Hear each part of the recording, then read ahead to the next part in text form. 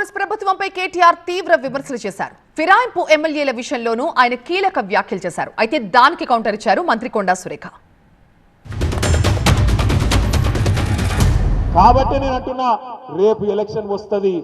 Election వచ్చినప్పుడు చేవెళ్ళ మాత్రమే కాదు, రాష్ట్రంలో 10 మంది ఎమ్మెల్యేలు ఎవరైతే పార్టీ మారినరో 2025 సంవత్సరంలోనే ఆ ఎలక్షన్ కూడా వస్తుంది. మీ చేవెళ్ళ ఉప ఎన్నిక కూడా వస్తుంది. మైనారిటీలో ఉన్నామా? ప్రజాప్రభుత్వము ప్రజాస్వామ్య పద్ధతిలో ఎన్నుకున్న ప్రభుత్వం 5 సంవత్సరాలు ఉంటది.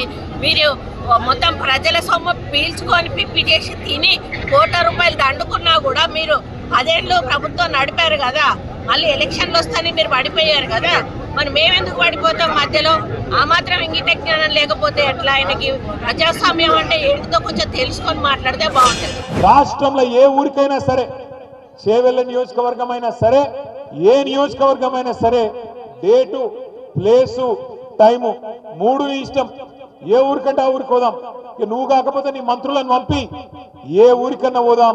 ఒక్క ఊర్లోనన్నా గిన్న రైతులు రుణమాఫీ అయిందని 100% గిన్న రాసిస్తే మొత్తం బీఆర్ఎస్ పార్టీ నాయకులను రాజీనామా చేసి పోతామని చెప్పి కూడా నేను విజ్ఞప్తి చేస్తా ఉన్నాను.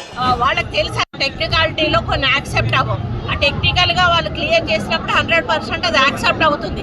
అటువంటి వాళ్ళతో మాట్లాడించి వీళ్ళు రుణమాఫీ 100% కాలేదు అంటే వాళ్ళు తెలివి ఉండి మాట్లాడుతారా, తెలివి లేకుండా మాట్లాడుతారా నాకు అర్థం కావట్లేదు. 10 ఏళ్ళు పరిపాలించిన ఒక మంత్రిగా మాత్రం మాట్లాడడం లేదని ఖచ్చితంగా చెప్తాను.